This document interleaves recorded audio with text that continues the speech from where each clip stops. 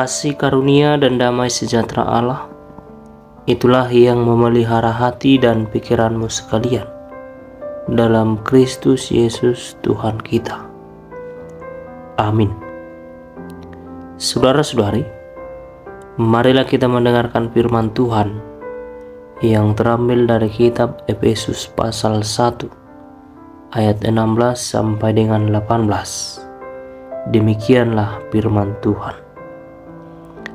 Aku pun tidak berhenti mengucap syukur karena kamu, dan aku selalu mengingat kamu dalam doaku, dan meminta kepada Allah Tuhan kita, Yesus Kristus, yaitu Bapa yang mulia itu, supaya Ia memberikan kepadamu roh hikmat dan wahyu untuk mengenal Dia dengan benar, dan supaya Ia menjadi mata hatimu terang, agar kamu mengerti pengharapan apakah yang terkandung dalam panggilannya, betapa kayanya kemuliaan bagi yang ditentukannya bagi orang-orang kudus.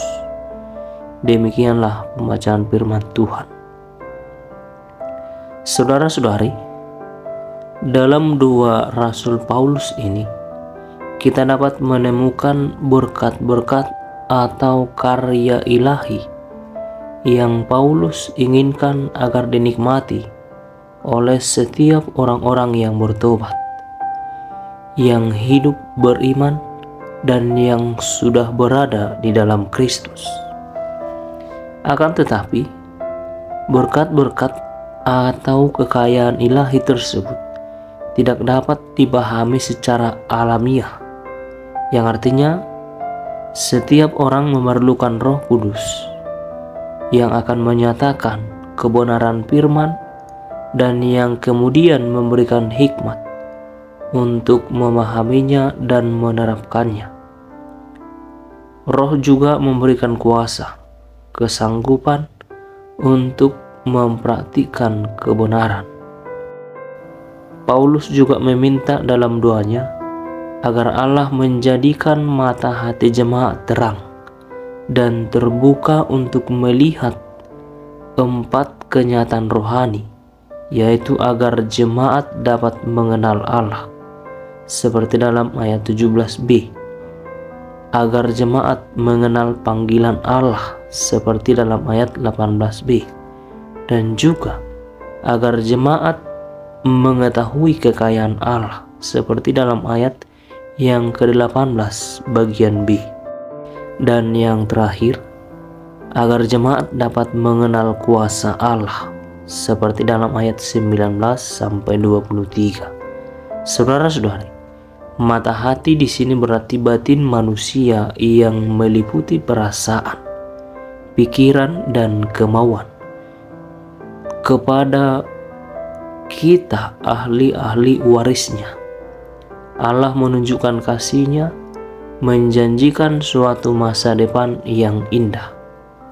Allah memberikan dorongan kepada kita untuk hidup dengan penuh pengharapan. Paulus ingin agar jemaat mengenal Tuhan dan kuasa kebangkitannya. Itulah yang menjadi pusat perhatian daripada doa Paulus. Kebangkitan dan kenaikan Kristus adalah karya Allah dan bukti kemenangannya atas segala sesuatu yang ada di dunia. Allah telah memberikan tempat yang terhormat dan kekuasaan tertinggi kepada Yesus Kristus, Sang Kepala atas jemaat. Allah juga telah menjamin bahwa Ia akan memimpin dan menyertai umat-Nya melalui Roh Kudus sampai selama-lamanya, sebagaimana jelas dikatakan dalam ayat 21. Saudara-saudari, sebagai orang yang telah diselamatkan, kita memiliki Roh Kudus sebagai tanda dan jaminan bahwa kita adalah milik Kristus. Kehidupan iman kita harus bertumbuh di dalam pengenalan akan Kristus, bahwa Dialah satu-satunya Allah yang hidup yang harus kita sembah.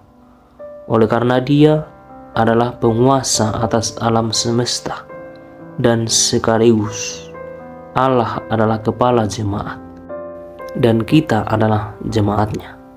Dan justru sebagai tubuh Kristus, hendaklah kita menyaksikan kekayaan rohani kita berupa kasih dan kuasanya yang memancar melalui setiap perbuatan dan perkataan kita setiap hari. Demikianlah firman Tuhan. Kiranya kasih setia Allah Bapa, Anak dan Roh Kudus memelihara dan menolong kita semua. Amin.